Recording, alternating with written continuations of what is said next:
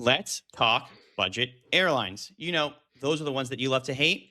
Demand for travel is through the roof. So I thought that these airlines would be gold mines, but Spirit just declared bankruptcy.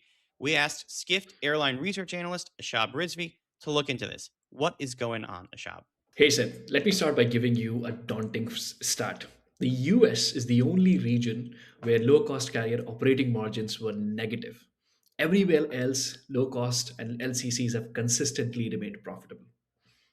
Okay, so this is a US specific problem then. That is right, exactly. Since the pandemic, what has happened is the cost and the revenue equation for LCCs has flipped in the US. In fact, since 2019, ULCC costs have risen up by more than 40%. And at the same time, their revenues have barely moved.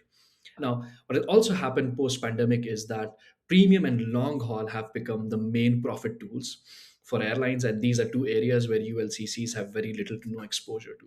So basically, in the US, these budget airlines, they were kind of caught off sides. They were unprepared to meet that post pandemic surge in premium and international travel. That makes sense, but can't they just focus on growth in their home markets or on expanding into new markets? Actually, no. Capacity growth actually weakened their pricing power. In fact, ULCCs expanded into oversupplied leisure markets just as fare compression intensified. And what happened was their load factors fell, and the density advantage that the ULCC business model relies on essentially broke down. Yikes. So, are budget airlines in the US, are they going to go the way of the dodo? Well, no, again, because we still see ways for ULCC business model to work in the US. In fact, what they need to do is just shift some strategies here and there.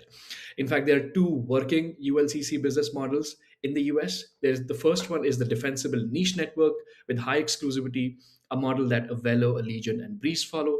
And then there is this diversified business model that reduces dependence on passenger revenue, a model that Sun Country follows. Okay, Allegiant and Sun Country, those are the two that are merging, right? Yep, we see consolidation as another big industry trend. The Allegiant Sun Country merger is a signal. Two profitable, disciplined carriers choosing to combine complementary models, network exclusivity, and revenue diversification rather than just chase scale. And that logic is likely to spread. Super interesting. Read more in our latest report. It's called Rethinking Low Cost Airlines in the United States. You can grab the full report on Skift Research or Airline Weekly.